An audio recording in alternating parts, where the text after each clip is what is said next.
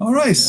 Good evening, everybody. You're all very welcome to this, the third of our Dante public lectures for 2024. And it gives me immense and genuine pleasure to introduce our tonight's speaker, Professor Matthew Treherne, who has a very long relationship with UCC, and it goes back a long way. Matthew, in fact, talked at the Dante Lecture Series in its second series in 2012. And I remember on that particular occasion, he made myself and Jason Harris enact a distatio in front of everybody, and our acting skills perhaps were not up to the task. And so when he said this year he'd come if he could talk about Dante and the future of finance, I thought, well, he's going to enact with some money, and he's going to bring some money with him, but thus far none has been shared. Matthew, however, I have to say, has someone who, and for me, I mean, this is very important because when back in around 2009, we started doing a Dante, an undergraduate study day, Dante undergraduate study day with Matthew and Claire, because Matthew and Claire Holmes founded the Leeds Centre for Dante Studies. And rather than send Irish students over to Leeds, we you know, it would have been quite costly. We asked Matthew and Claire to come and share their expertise with us and run these study days with undergraduate students from UCC, from NUI Galway, from Trinity College Dublin, and some from UCT as well. And they were really, really fantastic occasions.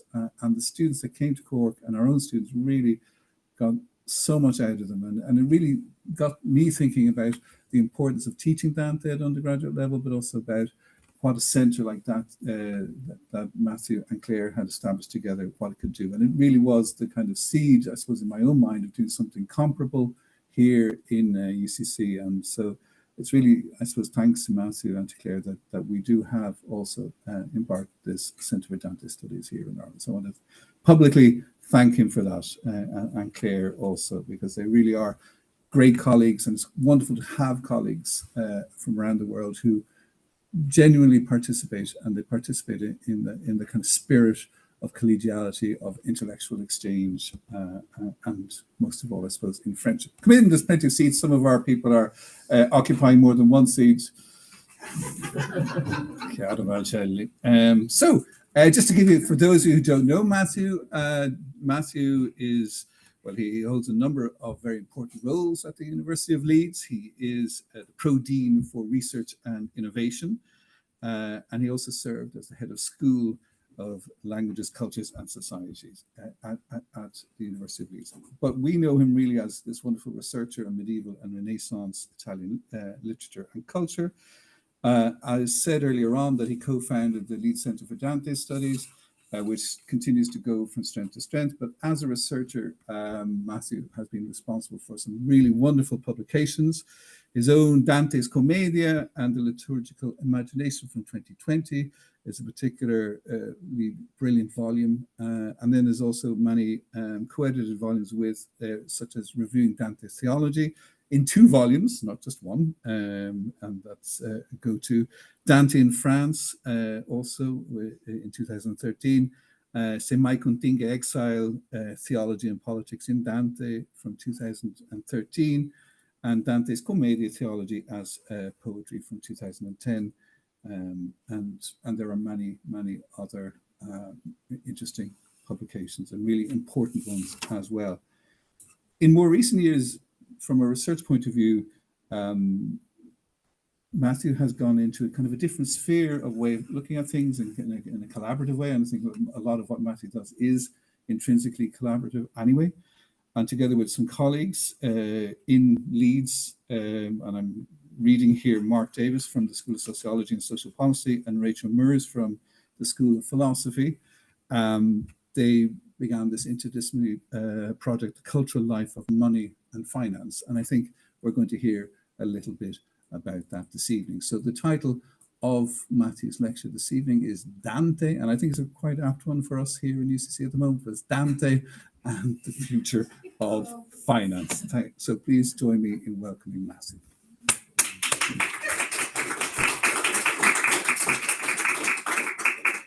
Okay.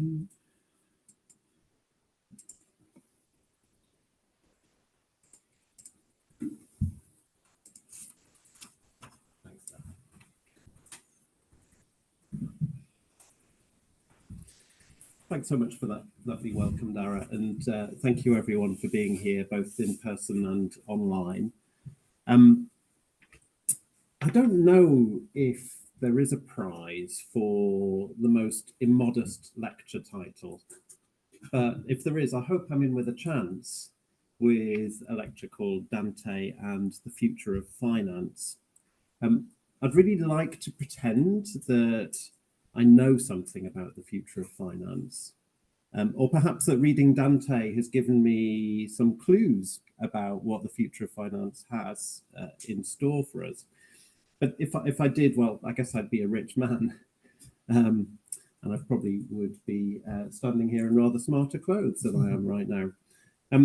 But I do know that there are very significant changes taking place at the moment in the role, the place of finance in today's world, and that these changes aren't just technical. They're developments with profound ethical, cultural, social, environmental implications to do with our understanding of how we relate to each other, to our place in time, to our understanding of justice, to our relationship to the natural world.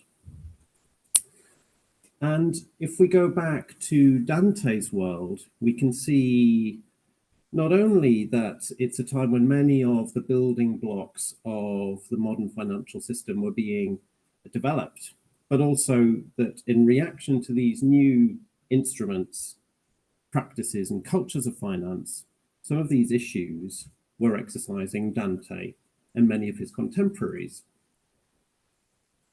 How should money and finance shape and reflect our understanding of how we relate to each other, our place in time, our understanding of justice, our relationship to the natural world? And perhaps both then as now, underlying all these issues, there are two fundamental questions. What is money? And what are money and finance for? Now, I don't want to elide the differences between finance and money in today's world and the kind of questions that were facing Dante and his contemporaries in their world. I guess it's in the nature of Dante scholars to think about historical context, to historicize, to want to think about the particularity of the moment that Dante was living in and of his approach to the kind of questions that he was interested in. But I also don't want to ignore the resonances. So what I want to try and do today is really a bit of an experiment, and I hope you're willing to come with me on this experiment and to start to think a little bit about what might happen if we start to play with some of these resonances, if we start to think about Dante's world, the kind of questions that were worrying Dante, that were worrying Dante's contemporaries, the kind of changes that they were experiencing, the kind of responses that Dante had in poetic terms to some of these changes, some of these challenges, and to think about what that might mean today in the kind of debates that are quite lively, quite acute, sometimes quite heated, about contemporary money and finance in the 21st century. So I'd be really grateful if you indulge me a little bit, maybe even a lot.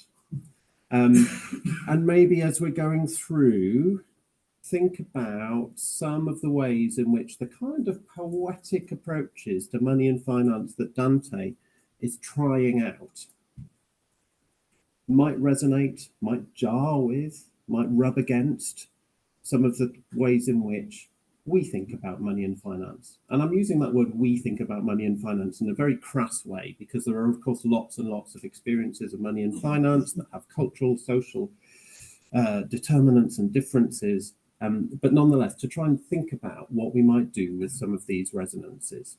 Does that sound okay? Yeah. Thank you for joining with me, and you can leave at any moment. All right. And I'm sorry if I'm not going to, I hope you didn't come thinking this was going to be like investment tips or anything like that. Dante's view on the stock market. I might get a bit of that, I guess. Part of this, Dara mentioned that I've got this terribly boring job title, which is Pro-Dean for, and I die in the middle of saying it, it's so tedious, Pro-Dean for Research and Innovation for Arts, Humanities and Cultures at the University of Leeds, right? And it's one of those jobs where I find myself having to do an awful lot of advocacy for the arts and humanities, answering questions: what's the point? What's the value? How does it contribute to addressing grand challenges, global challenges, right? And we've got lots of examples, I think, of how the arts and humanities do this. But I'm really interested in just teasing out how we can get the arts and humanities to think about money and finance in a way that actually contributes to social engagement with money and finance. I think we tend to, again, I'm using that word "we" in a very grand way, I must stop doing that. But I think there is a bit of a tendency to think about money and finance as something that happens to us, rather than something that is a construct, rather than something that is, yes, determined by working out of economic practice of financial instruments and so on, but also socially, ethically, culturally determined as well. It's not something that is always the same across time and space, right? It differs across historical contexts. And I do think that that there is potential for us to think about how the arts and humanities, conceived as widely as possible, not just literary critics like me, but as widely as possible, can play a part in helping to empower, to shift some of the ways in which we think about money and finance. So part of that is that wider project that Dara mentioned that I'm involved with, working with an economic sociologist, Mark Davis, and a theologian, Rachel Muirs, to think about money and finance, which is this project here, The Cultural Life of Money and Finance. Got a number of resources that we're developing as part of that project. And what we've identified really is that there are an awful lot of people working across arts and humanities research who have a strong interest in aspects of money and finance. But what we haven't had, and what we'd like to kind of start to develop, is a way for those researchers to come together, to understand some of the shared interests that they have, the shared insights that they have, and to think about how some of their methodologies and insights and ideas might be brought to help to shape debates about money and finance in the future. So I'm a Dante person, so I obviously want to bring Dante into absolutely everything.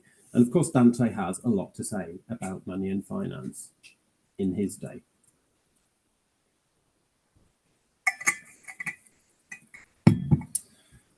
I want to start with thinking about the now. So I talked about changes, debates that are currently taking place in the world of money and finance.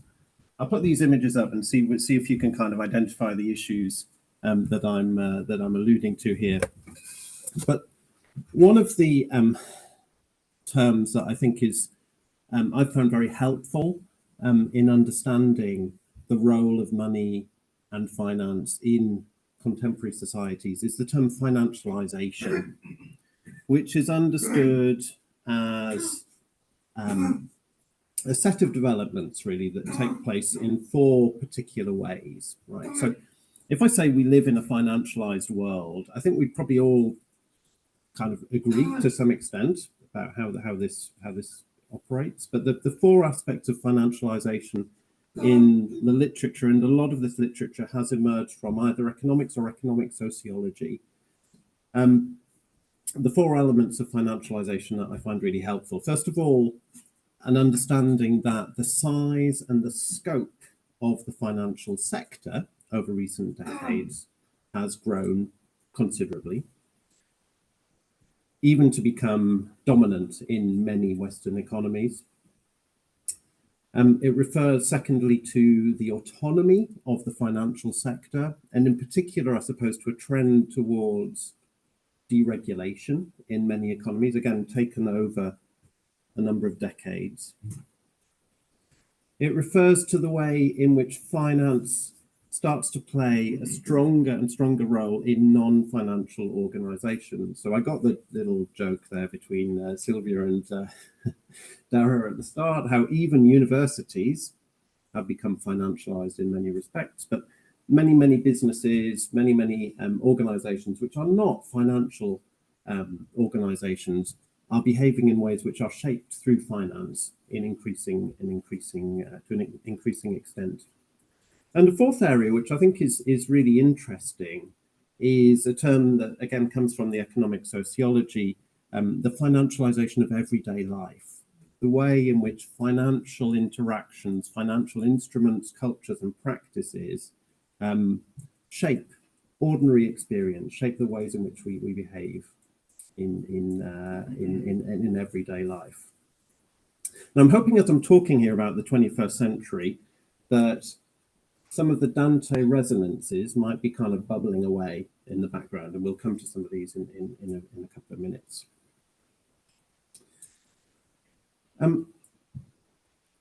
These questions around financialization, I think, have grown in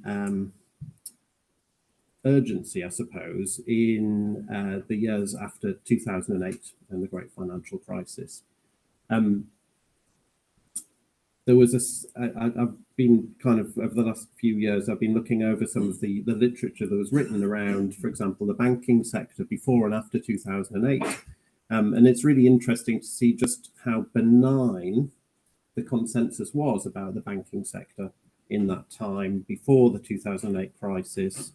I've got a quote noted down here from 2007 from the IMF that claimed that deep recessions had virtually disappeared as the financial sector became more complex and better able to mitigate risk and absorb risk.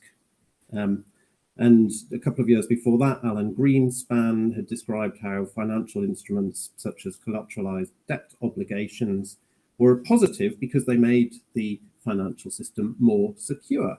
They made it possible to absorb risk, to absorb changes and shocks in the financial system. After 2008, of course, what we see instead is a plethora of publications, of arguments that are published that focus much more on the negative aspects of financialization. Books with titles like The Finance Curse, okay, describing the ways in which a large financial sector over the long term becomes a drag on an economy, right? There's a change in discourse. Now, I'm saying all of this in a fairly neutral way because I'm not an economist, I'm not an expert on finance, but I'm just observing the way in which the change in discourse happened. So the kinds of discussions that I think were possible about finance before 2008 and after 2008 are very, very different. And personally, as someone who taught Dante just before 2008, when I started teaching Dante, when I first started teaching Dante and I came to teaching the sections of Dante where Dante deals with usury and the bankers, right? It was almost like a little sort of joke with the students, right? Look at what funny old Dante does with the bankers. Look how much he hates them. And then after 2008, it becomes a much more urgent set of discussions. So the shift is quite significant. But I want to think a bit here about some of the specific changes in finance, and this is maybe coming to our world today. So just bringing up 5 particular issues that I think are very interesting and kind of ripe for investigation for the arts, for the humanities. So at the top left, we've got, these are the offices of Bitcoin in Switzerland. They actually have a physical office in Switzerland, very old-fashioned and traditional of them. So that development of cryptocurrency, that challenge, if you like, to established ways of holding currency, of running currency. I'll put a nice ATM in the middle to signify the development of increasingly cashless societies. Okay, so the way in which we experience the materiality of money changing, and of course that accelerated a great deal in many societies during the pandemic. Again, I think these questions are absolutely ripe for investigation in terms of cultural experience, in terms of social experience. And of course, lots of people are thinking about these things. Nice bit of graffiti there, until debt tear us apart. So continuing shifting patterns of indebtedness and credit. On the bottom left, reference to the climate crisis, the way in which, of course, finance is now seen as critical to the development of solutions to the climate crisis, but also a recognition that many of the kind of financialized models of economic growth have actually led to have led in many ways to the point that we're at in terms of climate crisis. And finally, on the bottom right, that's an image of the Bank of England, in case you didn't recognize it, a reference to the ways in which central banks, which of course are critical, I think, in many ways to the ways in which money is imagined. Central banks have changed in their behavior. Again, perhaps during the pandemic and after the pandemic, ways in which money was produced by central banks, ways in which central banks were intervening in that crisis, and the ways in which their role was understood within societies. So again, that's part of, I think, the shifting practice of finance, but also the shifting imagination of finance. So those areas, I think, are all ripe for investigation by the arts and humanities. And I think actually it's really important that the arts and humanities bring their perspectives, not just to understanding what's happening with money and finance, but also in thinking about how citizens, organizations, businesses might respond to some of these changes, and indeed help to imagine the kind of future of finance that we might want.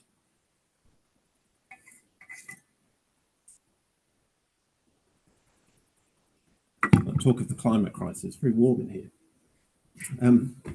So let's take a look at late medieval Italy then, and think about some of the resonances of the present in the past. That's a wrong way around, isn't it? It should be the resonances of the past in the present, but never mind, I've said it now. Now, as I've already mentioned, late medieval Italy, late medieval Europe generally, but in particular, I suppose, the world that Dante lived in Florence, was somewhere where I think many of the developments that will shape the modern financial system are taking place. So a number of new instruments, financial practices were developing over the decades prior to Dante. I'll just list some of them here to give you an indication. So first of all, I think the early development of a shareholder model taking place at this time. So businesses' capital, organizations' capital might be divided into shares, sold on to raise further capital. Of course, the development of a shareholder model means that it starts to become possible to own enterprises and have a stake in enterprises, and profit from enterprises in which one has no personal physical engagement, or indeed necessarily knowledge, direct knowledge or skill. So there's something shifting there around the kind of accessibility of ownership of business, of enterprise via the shareholder model.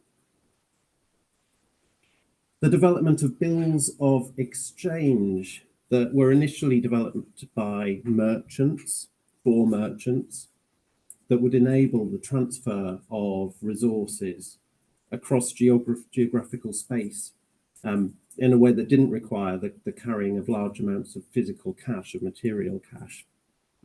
I'd say it developed initially by merchants, for merchants, but then later used more widely than that. So there's a kind of separation, I suppose, of material coinage from money itself. And this led to the development, or support, so it didn't lead to, it supported the development of networks of mercantile cities where these bills of exchange become possible. So across much of Europe, the mobility of money was facilitated by new understandings of what money could be, what it could mean. Money can be transferred much more readily. Local banking ecologies started to develop. So, for example, in Florence in 1300, it's estimated there were over 80 banks present, and those banks were, use the word ecology, they were each quite interdependent. So banks would hold money in each other's accounts. There would be lending between banks, between enterprises, between financial enterprises. Money starts being lent on from bank to bank. So the development of the banking sector becomes part of this sort of network, I suppose, which again becomes a critical part of the development of the banking system. It's a shift in the ways in which wealth is being used. So study of wills and testaments suggests that when there were large accumulations of wealth, that was often being used to invest rather than to hold in as a resource. So in other words, money was increasingly being used to invest in other people's commercial enterprises. And finally, the last thing I wanted to mention was that there is an early development of insurance policies. So insurance policy sounds like the most boring thing in the world, perhaps, but actually suggests a really important shift in understandings of risk, of understandings of the ways in which risk can be measured financially, mitigated financially. So I think that term financialization that I was talking about in terms of the world today is also a term that can be quite helpfully thought of and applied in Dante's world. And the kind of changes that I've just described in terms of new financial practices, new financial instruments, were part of and helped to cause the enormous economic growth that was fueled in Dante's Florence, and which, as we'll see shortly, as you probably know, Dante was very uncomfortable about. So Peter Spufford, the economic historian, estimates that the revenues of the Chamberlains of Florence from the year 1240 to the year 1340 increased 11-fold in real terms as a result of the increased economic activity that was going on in the city, the increased financial flows across the city. An interesting comparison that Spufford makes is that in Britain, from the years 1811 to 1913, which of course a time of enormous economic exploitation of the empire, the revenues of the exchequer increased by 7-fold. Okay, so the growth that took place over that 100-year period in Florence was very, very considerable. So the kind of changes that would have been evident in the city would be very evident, right? All of this led to a great deal of theoretical debate, okay, as you'd expect. These kind of changes were unsettling. And these debates took a number of forms, but broadly speaking, the idea that money was inherently inert or sterile, just a means of exchange, right? It was there just to provide a means of exchanging goods, exchanging or valuing labor and goods, was one idea. And then the other, so that led to the notion that profit shouldn't be made by any investor because it's somebody else's labor and skill that's involved in the creation of value. That idea, broadly borrowing from Aristotle, was starting to be unpicked by those, particularly Franciscan theologians, who started to see money as an object which could be analysed in terms of risk and opportunity cost. Peter John O'Leary was particularly key in this and started to theorise the ways in which passive investment could derive profit legitimately. Other debates that would take place related to this were around how to arrive at a just price. So how could just prices, fair prices be arrived at for goods and for labour? The legitimacy of earning a living through banking was a connected question. Was it legitimate to earn a living as a banker?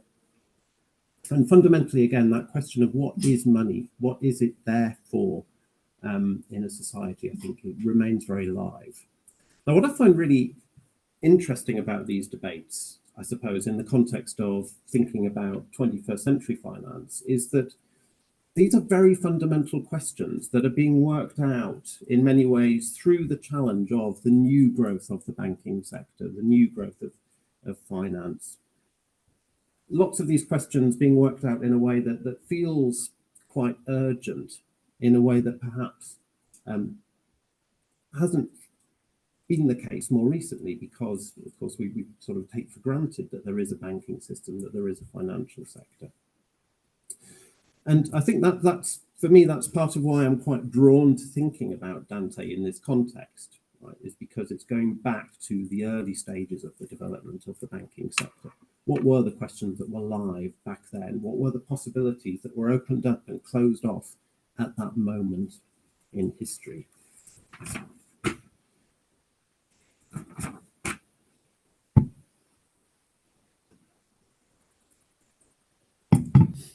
So let's have a look at some Dante, and I want to think about this, I guess, in particular in relation to three questions,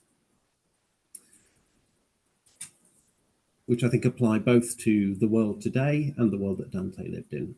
So the first is the question of what is money and what is money for? What is money and what is money for? The second area I want to think about is cash, cashlessness, materiality of money, okay, which is something that Dante takes some interest in. And the third area is around the question of growth, finance and growth. And in particular, I suppose, this connects with contemporary questions around potentially limits to growth, questions around green finance, questions around the relationship between a financialized economy and an ecology and a social system that may not be able to bear the kind of financial growth that financialized economies require. Okay, so what is money, cash, and finance and growth? Now, when Dante pays attention to money, I think it's fair to say he does so most directly in the Inferno, which probably tells us something about how he feels about the changes that he's seeing in the economy of his time.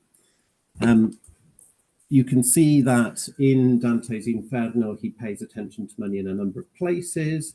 He's worried about it, most obviously, when he's dealing with the question of usury, and he engages with the fate of the bankers in hell. And we'll have a look at that in a few minutes. But he's also interested in the ways in which money and finance come to play a part in aspects of human life where they don't have a place, or they shouldn't have a place, right? So most obvious examples there, I think, would be where he's dealing with simony, so the idea of the corruption of the church, the idea that the goods of the spiritual goods could be exchanged for money. There's a sense in which, this is like extreme financialization for Dante, the moment that the sacraments of the church start to go up for sale. But also in the question of political corruption. And we'll come to that example in a second as well. He's interested in counterfeit. He's interested in forgery, and the ways in which money, I suppose, becomes bound up with questions of fraud, which, of course, for Dante is a very broad category involving any kind of corruption of human relationship, including the linguistic. And I think Dante has a very strong connection in his mind between linguistic exchange and financial exchange, monetary exchange, which I think is very important for Dante. So hell, I think, is the place where you see the most evidence of Dante directly commenting on money, directly commenting on finance. But I wouldn't want to neglect what Dante does elsewhere in the comedy. And I think one of the things that's really interesting about how Dante structures the comedy and the way in which he uses the afterlife is that he's able to try out different, if you like, thought experiments about how human societies, how human beings can exist, can thrive, or otherwise under particular conditions. And so even in those places where Dante isn't talking about money and finance, he may be modeling types of social exchange, types of social interaction, which sit against the kind of dominant trends of the society that he lives in. So I think Purgatory, to me, is the best example of this, where in Purgatory, Dante, I think, tries to model out an example of a human society, the conditions in which a human society can foster productive, generative, moral change. What are those conditions? And we'll perhaps have a talk about that later. Similarly, in the Paradiso, he asks about what happens to the human person in the conditions of fullness, of divine bounty, when you remove social hierarchy and you begin to think about the conditions in which the human person can flourish in the light of God's love, right?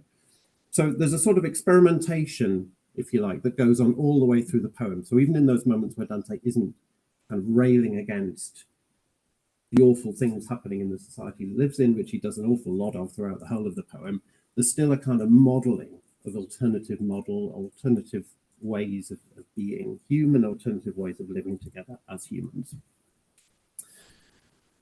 So I want to just think for a moment about some of these examples. I'm not going to spend ages on these examples because my preamble was so incredibly long, so I apologize.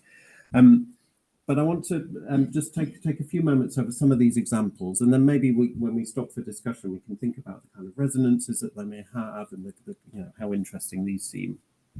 So let's start by thinking about the avaricious and the prodigals. Okay, not on the face of it necessarily a place where money is being thought about per se. Avarice and prodigality doesn't have to be about money. But if we remember the way in which these souls are being punished, they're each pushing each group of soul is pushing a boulder, each soul is pushing a boulder around, and they're running around in circles and they're crushing into each other. And as they crush into each other, they shout out to each other, perché tieni and perché burli. So why do you hoard and why do you squander? Right. Now, I think quite rightly, this is very widely read in terms of Dante's understanding of Aristotelian means and appropriate kind of balance of behavior. But I also think it's quite interesting in light of some of the thinking around money that we've just been talking about in the Middle Ages, where money seems to be playing an important role in the movement of goods, in the facilitation of society. But when there is something more going on with that, when there's a wrong and unhealthy attachment to money, either in terms of spending it too freely or in terms of holding it too closely, there's a kind of social breakdown that takes place.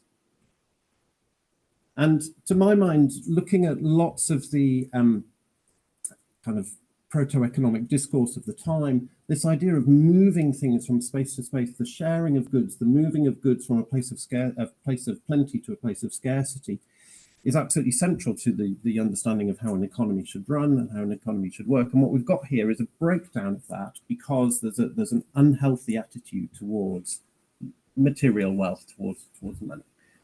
So that idea of, I guess it's that idea of financialization as kind of money coming, it's kind of sticking its head up and playing too big a role in a society, right? It's doing more than it should in a particular place. Seems to be implied at the very least in this image. The boulders, the crashing, the kind of fruitless questions to each other. Why are you holding on? Why are you giving it away, right? There's a kind of pointlessness to it all.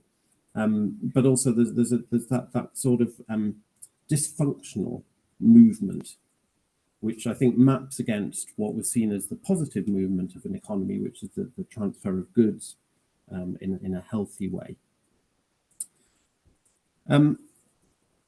Also want to think about, I'm really skipping through these examples, I apologize, but the barrators, the politically corrupt. And this is an image which I find, it is an incredibly interesting image that Dante uses to describe these souls who are being kind of pushed down into a pit of pitch. Okay, and it's quite a well-known comparison that Dante makes between the souls who are being in this pitch and the Venetian arsenal and the reparation of the ships. Right. So I think this is a really interesting image in terms of thinking about economics and finance, because of course it's packed with ideas about trade, right? Because it's the Venetian arsenal, it's the ships, the Venetian success built on trading and on the ability of these ships to be strong, to be well built, to be able to withstand the conditions of the world outside. And if you look at the description here, of course, Dante doesn't just say it's like the kind of glue or the pitch that the Venetians used to mend their ships in winter, but also you get the strong sense of the diversity of activity that's required to make this happen. Right? And this kind of idea of the glue that connects, that binds, that's serving a function here, feels very much connected with the idea of these links between the roles of the individuals within this economic practice, right? You have the specialist roles, those hammering at the prow, building new keels, doing the various activities that they do. So these souls are being punished, and they're being punished in a way that refers to trade, that kind of ironically references trade, but the money is corrupting, right? So the money is playing an inappropriate role in that particular social life. And Dante describes the way in which in political corruption, li dinar del no, vi si fa ita. So for cash, they'll change a no to a yes.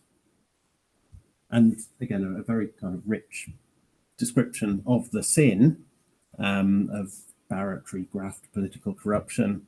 And again, you can see that this is, again, closely linked with language for Dante, right? It's not just the civic body that is corrupted, but it's language itself, right? No becomes yes. There's kind of corruption there. So I think Dante has this strong sense, even just in these examples, through his imagery, of the way in which money can start to play too big a role, right? It plays an inappropriate role. So that question, what is money for? What is it, right? Dante really wants to keep it very much in its place. I'm going to think a bit about cash and cashlessness. So I've talked about the ways in which in Dante's world, you're starting to see, maybe not in everyday life to a very great degree, but in terms of the economic system, the financial system, you're starting to see more of a separation between the material coinage and money itself. Right? There's a separation between the two, which is starting. And I think this has obviously got really interesting resonances for us today, where instead of handing over a banknote or a coin, you kind of waft your watch in the direction of a machine and the money sort of magically disappears.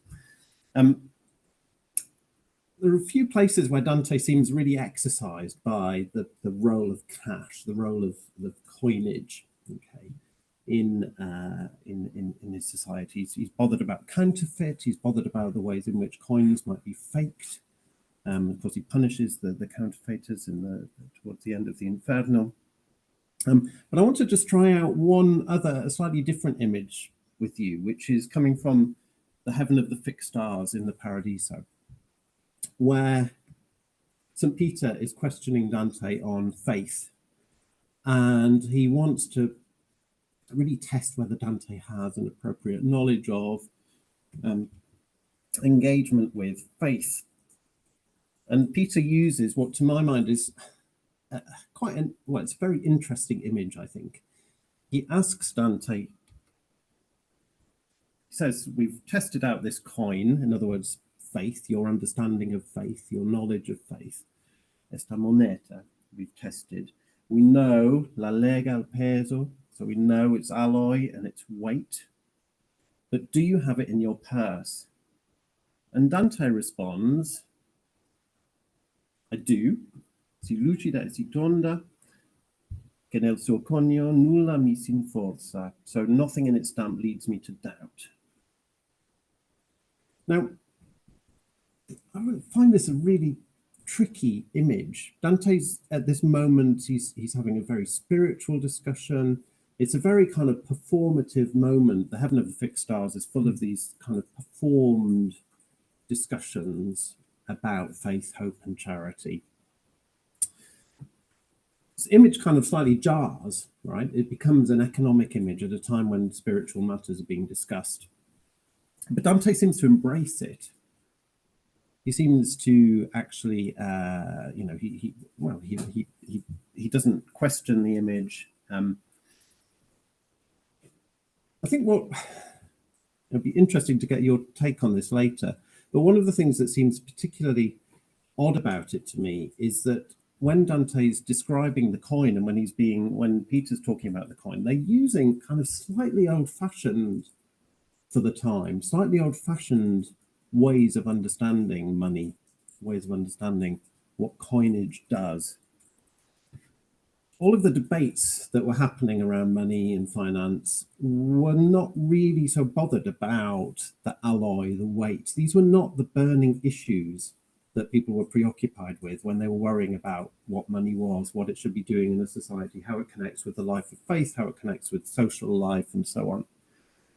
So Dante's using, I think, a slightly old-fashioned image here, and I would be really interested to know what you make of this. The closest that I could think of, and I gave my joke away to Dara earlier today, but the closest I could think of as an analogy would be a bit like today. It would be a bit like talking about being able to sign on the back of your credit card and having the right signature when you go to the shop and pay for it, when everyone just kind of wafts their cards around and that's how you pay for things. It's just a slightly old-fashioned image, I think, in terms of the kind of the nature of money, the way in which money can play a role in faith, or can play a role in this kind of serious spiritual discussion. So it'd be really interesting to explore this a little bit further.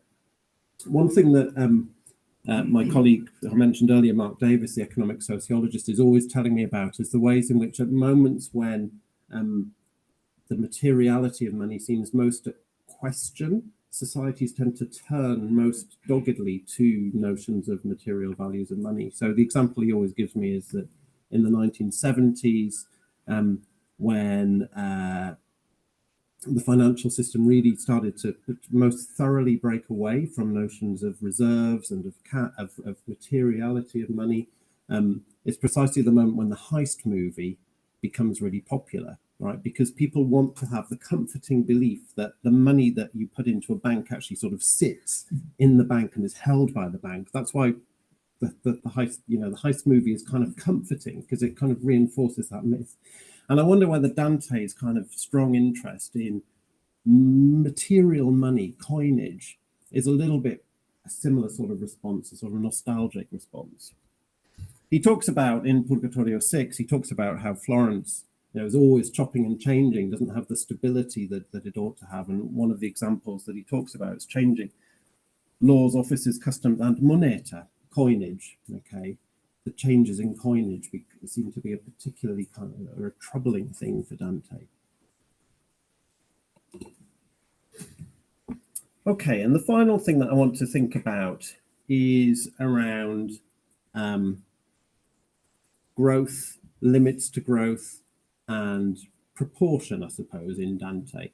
So it's a very famous line in Inferno 6, where Dante talks about what's gone wrong in Florence, and he talks about la gente nuova, so newcomers to the city, and I subiti guadagni, and sudden gains, right? The quick earnings that can be gained in the Florence of Dante's day, which have brought new people into the city and which have generated orgoglio and dismisura inte.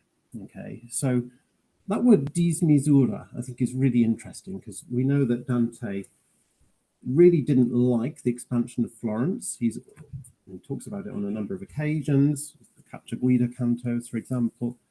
Dismisura, but that idea of disproportionate size, disproportionate scale. You've gone beyond your limit. You've gone beyond proper misura. And this, as I've alluded to earlier, connects with some of the, in my mind, it connects with some of the debates that are going on at the moment around the place of green finance. Is it possible to maintain financial growth, to maintain economic growth in the context of ecological crisis, in the context of the limitations of the world, of the planet that we live on? And whenever I've tried this image out on groups of kind of non-Dante specialists, they've always been very struck by the image of how Dante describes the punishment of the usurers. So here in Inferno 17, when Dante meets the usurers, and he describes them in this burning landscape, and Dante can't identify any of them as individuals. They are reduced to their the emblems, right? It's almost somebody described them as clutching onto their brands, okay? But they're identifiable by the family emblem, by the bank, by the organization that they profited through. So that idea that finance takes you to a place of I'm kind of massively kind of imposing here, but finance takes you to a place of ecological breakdown, takes you to a place of a hostile, broken down natural world, I think connects very much with many of the ways in which usury was understood by Dante, by many of his contemporaries, to be sinful, right? It's through a disconnect from the limits of human labor and of nature, right? It was understood to be this is why usury was seen to be a bad thing. Okay, it means it's profit that's made in a way that doesn't bear reality anymore to the relationship with the world and with nature. There'd be all sorts of really interesting things to think about in connection with this in relation to time, to temporality, ways in which Dante, I think, uses different parts of the poem to experiment and explore other experiences of temporality, which may challenge this kind of financial model, this capitalistic model of understanding time and temporality, which I think underpins some of the problematics of growth, which both Dante's contemporaries and I think many heterodox economists today are thinking about. And again, that would be an interesting thing to explore. So I'm probably out of time on the future of finance right now, but I just want to close with a few kind of closing reflections about why Dante might be a useful person to have in these discussions, and maybe some of the limitations of Dante in these discussions. I think Dante, first of all, is really helpful, as I've said, because he helps us or enables us to go back to a particular historical moment, which is an important moment in the development of the modern financial system. Helps us to think about some of the genealogies, perhaps, that underlie our current cultural, social understandings of money and finance. He gives us a number of or helps us to engage with a number of ethical frameworks for thinking about money and finance, which I think can offer new perspectives, different perspectives, not necessarily ones that we would want to adopt wholesale, but nonetheless new and different perspectives. I think perhaps more importantly than those things, though, Dante engages the imagination and helps us to imagine, play out ideas about money and finance. I've been really inspired in thinking about money and finance by those who often quite bravely imagine other ways of doing money, of being financial. You know, those who've developed alternative ways of thinking about currency, of thinking about exchange, of thinking about alternatives to economic growth. And I think Dante, as I say, in his comedy offers, it's almost like it's a work of speculative fiction in lots of ways. You know, what would happen if you put human societies under these conditions? How does it work out? How does it play out? So that idea that you can imagine different ways of being, I think Dante's comedy gives a framework for doing that. Not one that we would, again, want to adopt wholesale, but the one we might want to respond to, one that we might want to respond to with our own practices, with our own artistic, literary, cultural creativity. And the fourth thing, I think, is around some of that imagery that Dante uses, the ways in which Dante provides a series of poetic, experiential, imaginative responses to money and finance, not necessarily, again, that are going to be fully thought through in terms of modern economic financial theory, but which might nonetheless spark new ways of thinking about it.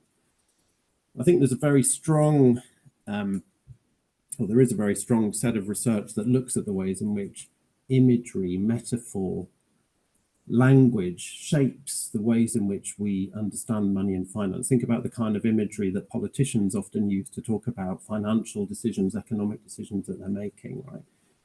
Famous lines that are used around comparing countries' economies to household finances. You probably think of several examples. And Dante just gives us some more images to work with, some more experiences to work with. And again, I think this is a big part of what the arts and humanities, the arts can offer. So I think Dante at least might be welcome as a voice, one voice, in the future of finance, alongside other rightists, great new words, writers, artists, musicians, theologians, philosophers, historians, and along with environmental scientists, sociologists, and others, all to say that money and finance are profoundly human constructs. They don't happen to us, but they might also be ours to shape. And I think that's kind of the point of reading a poet like Dante, right? Is to help to empower us to think about some of these questions. We don't have to follow everything that he says. We don't have to follow everything that he has to, every one of his opinions, but he can give us a space to think in new ways about some of these questions. There we are. Thank you very much.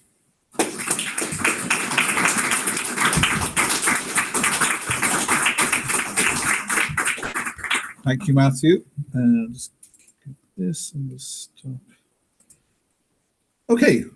Now, I'm sure after that, there's going to be lots and lots of questions. But while you're all formulating those wonderful ideas, I know David's already got his hand up.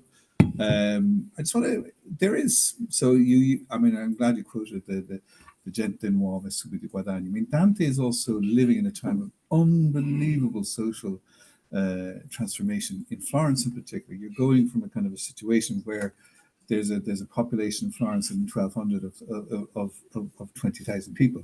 By mid-century, that's gone up to 60,000, and then by 1300, just before his exile, you have a population of around 105,000 people. That's a huge change, and that's because of the industries, because of the new trade routes, and because of money. This maledetto fiore that he refers to earlier on. He seems to be, I mean, whatever about the future of money, and I'm sure this is something that's going to come out in discussion, whatever about the future of money, he seems to be someone who's quite stuck in a moment, a little bit like someone who's in the 90s, like myself, actually. And mentally, you're stuck in a particular moment, and then all of a sudden you see people walking around and they have these telephones that they can do everything, bar actually using those telephones. And he doesn't. It's like today you don't understand the new technology because you're really brought to you're born at the wrong moment, or you just don't see the wider context of which everything's happening. So could you say that Dante is just kind of reacting to or reacting against money, or this idea of money? Yeah, I mean, I think it's interesting how little. I mean, he doesn't have a well worked out theory of finance or money that he tells us about anywhere in the comments. Just he's quite happy to tell us about his theories about lots of things, certainly in the civic sphere as well as in the theological. But he doesn't particularly tell us about his theory on money. He doesn't engage with these new debates, apart from perhaps through some of the imagery that he uses. So I think there's definitely there's a sort of conservative streak in there, which comes through really strongly. And of course, I'm talking about, can Dante help us think about the future of finance? I mean, he didn't win any of these arguments, right? I mean, it was terrible. Nobody reads the Cacciaguida cantos and thinks, "Oh, I wish I could go back to the time when the walls were a bit smaller and you could hear the bells from anywhere in this." Like, right. That's a connection I was not expecting to have to think about. Yeah, but I mean, in terms of the the development of Florence, this is not something, it didn't have much of an effect on the development of Florence in the years afterwards, did it? So I think there's you're absolutely right, and I think that's why I'm kind of intrigued by this coinage. I mean, I'm not saying coinage was unimportant. It was important, and it must have been something that would really exercise you, especially as you traveled, right? How will your money be worth? How will you know what your money's worth as you move around, and how can you trust the money that you have? But it just feels as though when Dante really kind of, he's kind of in that quote from the Heaven of the Fixed Stars, he's kind of breaking down the elements of the coin in a way it's just old fashioned, right? And it's so. Right, Di, unfortunately, you're going to have to come up here to the microphone to ask a question. Okay, right. So we'll take your time. No pressure. Going for it. Okay. Nice to see you as well. Nice to be able Just there it is. Okay. Hello. I know. Just a quick follow-up from what Sylvia mentioned about Trump and actually your slipped coinage rightists, because actually it is precisely among the right that Dante's arguments have won out as a mode of cultural currency, to metaphorize on the theme, but in terms of kind of the fascist appropriations of Dante and that kind of anti-immigration sentiment that he's often quoted for by rightists. Yeah. So just struck me when Sylvia mentioned that. My question is about the financialization of religion, and the ways in which that parallels with or clashes with the kind of discourse of financialization in the more kind of traditional understanding.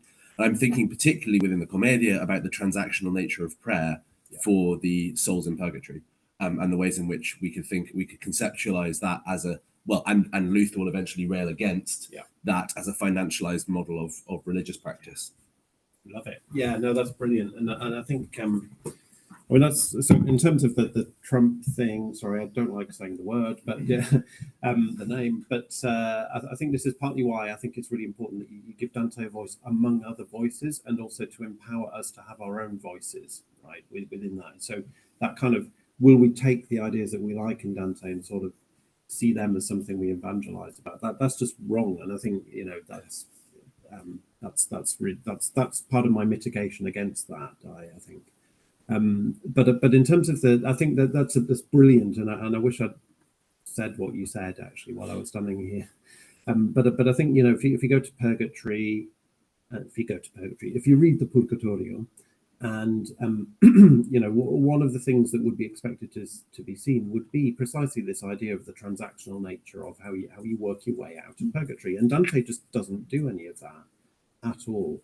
And I think that's where the point about temporality, I think, is also really important. So Dante uses purgatory as a way of exploring the experience of being in time that is not linear, that is not financialized, or is not capitalist in the way that was clearly happening in Dante's time.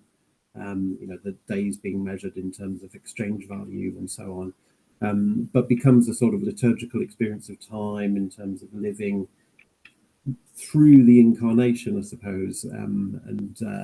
That's why purgatorial time, I think, is so important and so critical in all of that.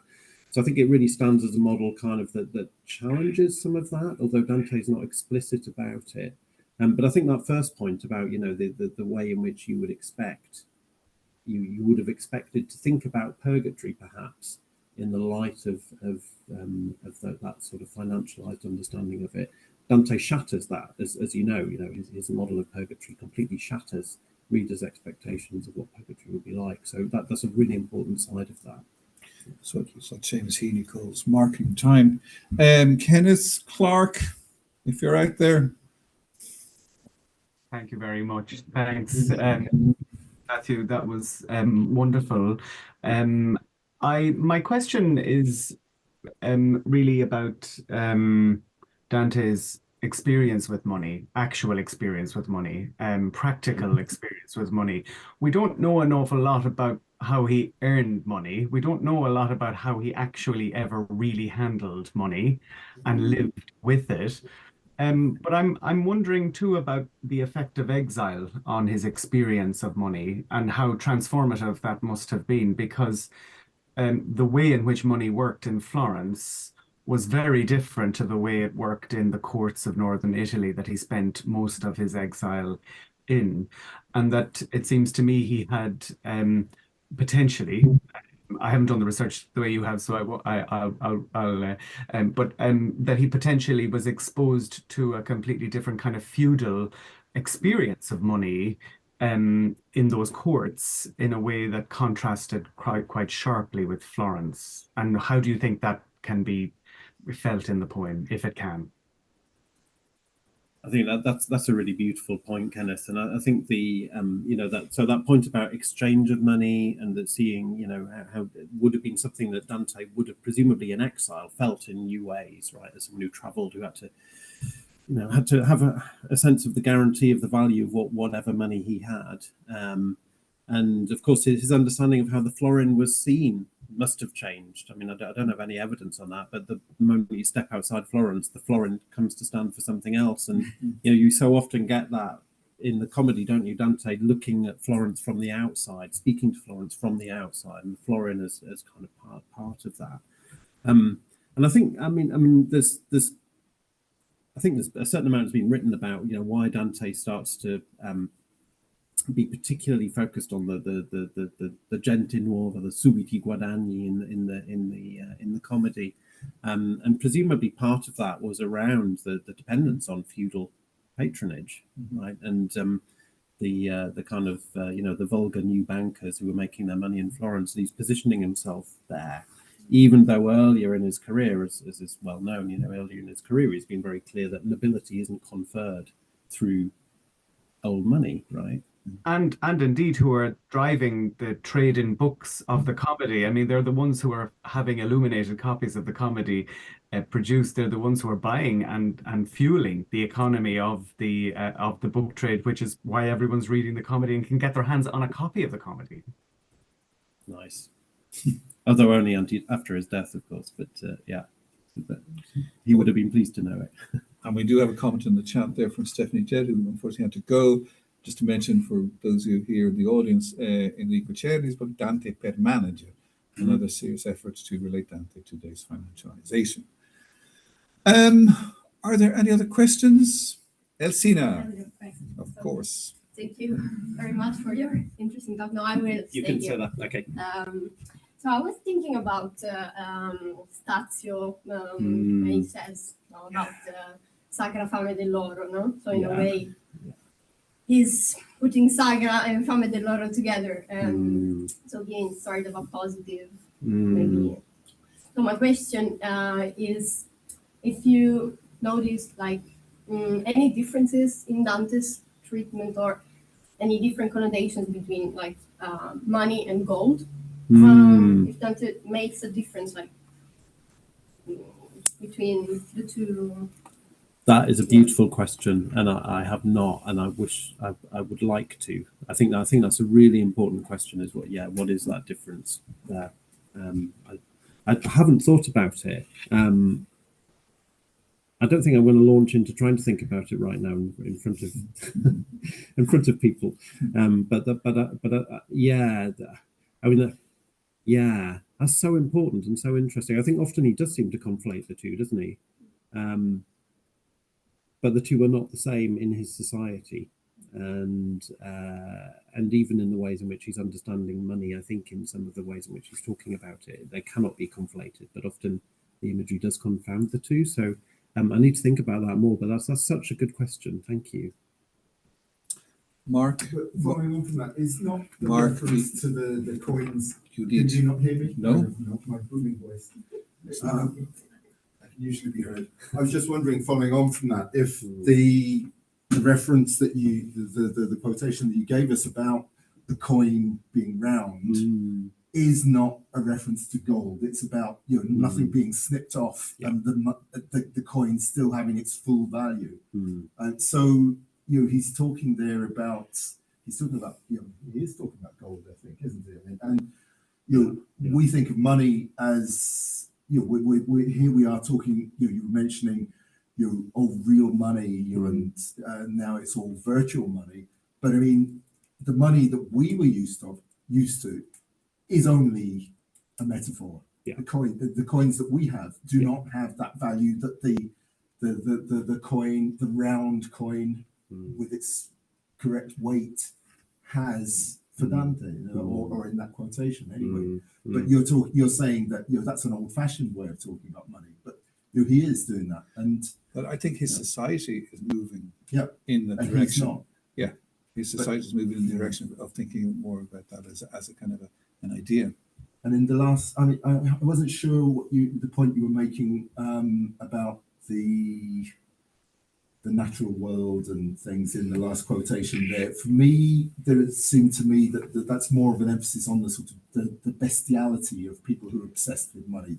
They're like dogs; their hands become chafe on pied and that sort of thing. It's no longer it's a snout, it's a paw. It's not they're not the hands, and they're feasting. Their eyes are feasting on the thing. It's a sort of more. It's an emphasis more on the moral quality than on the natural world. And maybe I missed the point. Although I think the kind of theories of usury were focused on ideas of unnatural reproduction and money reproducing money, right? So and that's the divorce from the natural world, and then the other side of it is the exclusion from the Garden of Eden, right? So you will live by the sweat of your brow.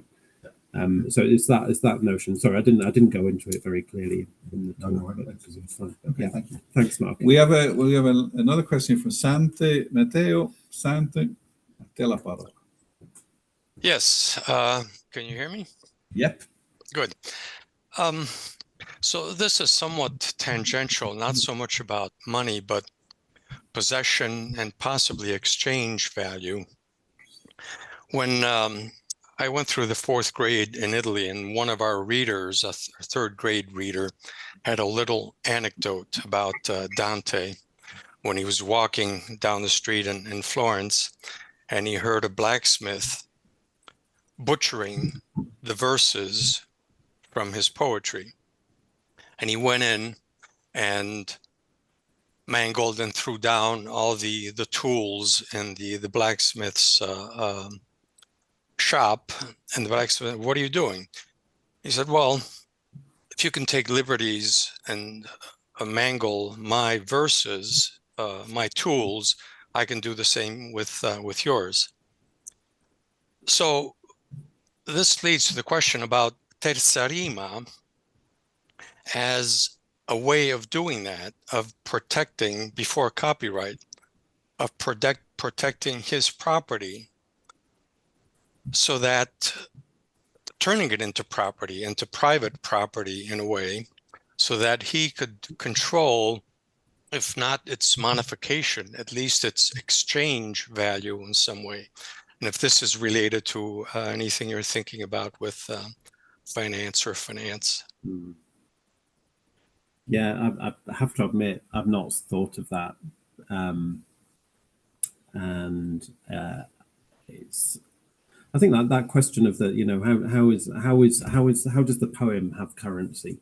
I think is definitely something that needs thinking about, and it connects again back to the points that Kenneth was making about patronage and so on. I'd need to think a bit about that kind of copyright question, if you like. It's quite a dense set of issues there, but yeah, thank you. That's really interesting. Okay, we have a final question from Lachlan. Maybe not a final, but we have a question from Lachlan anyway. Hi, thanks for the talk. I had a slightly related question, so I thought I'd just jump in, which is about the value of attention. because it strikes me that just before the usury episode that you were discussing, there's this sort of oath to the reader, and he says, you know, "Se ne non sian di lunga grazia a volte." So he sort of almost makes this sort of connection between the attention of his readers and sort of the value of his poem. And it made me think a little bit about, you know, social media and monetizing YouTube videos and all these sorts of things that we think of as a sort of uniquely modern phenomenon, but actually maybe Dante has something to say about that too. So it's not really a question, it's just sort of another tennis ball for you to catch. And I don't know if you have any sort of thoughts around that, but thanks for a great talk. That's brilliant. Thanks, Lofton. I hadn't thought of that at all, but I think it's a beautifully made point. I don't have anything intelligent to say in response at the minute, but I've definitely something to think about. The attention economy, of course, as a cliche of our modern world. Beautifully put. Thank you. Oh, we have a message there from Kimberly Campanello, who's thinking about the pearl of great price and also the historicity of numismatics. We were talking about numismatics earlier on. We're not going to go down that particular path again, but that's a great point, and it's something that is worthy of investigation, but perhaps at a different time. Now, are there any other questions? I'm looking around the room and people are staring intently at the floor, which would suggest to me that there are no more questions. I can ask you about Poverello. Well, you will if you go stand by the microphone. So Dante and his anti-modernist streak, modernizing streak, and so what strikes me when I read Dante is how many times he uses the word Poverello in this quite positive way, actually. And you know, I was wondering if you had any thoughts on how Dante treats these people who are deliberately choosing not to go with, you know, the growth economy, but choose a different kind of path, alternative kind of understanding of money, which is valorized according to Dante. Poverello, so many times. I mean, I think that there's definitely, you know, you're exactly, I totally agree with you that I think that sort of willing embrace of poverty is something that Dante praises a great deal in the poem, and I think it's tended to be used a little bit in readings of Dante as a way of saying that he's not just rejecting kind of financialized practices, if you like, but also he's rejecting the idea of economic exchange per se. But actually, I think he sets that against being quite positive about economic activity, and you know, he's got quite a nuanced view here. So I think the idea of the idea of poverty is it's absolutely grounded in the sort of spiritual understanding of poverty. Rather than poverty per se being praised. So as you say, it's that willing embrace of poverty. So someone has to be financing these financial institutions, these hospitals, these monastic institutions. So there's very real money involved. And he's got that sense of the kind of the diversity of economic activity, the multiplicity of the public and the economic sphere. So I think that it sits alongside all of that.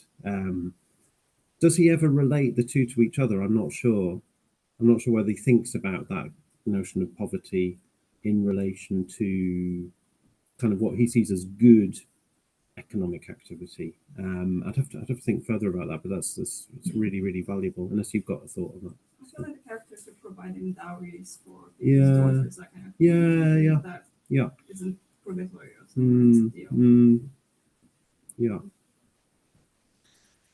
Wunderbar. Okay, well, as they say in the financial world, I believe, according to my viewing of films, money never sleeps, but also the Dante lecture series doesn't sleep. So next week's talk is going to be given by Dr. Serena Vandy, and the title of her talk is going to be Cosmic Dantes. We're going to bring it onto a completely different sphere altogether, beginnings and endings in the Commedia. So that's at the same time, same place next week. And if you're registered with us, you'll also get a link via Zoom on that. But before we go this evening, would you please join with me one more time in thanking Matthew for quite wonderful.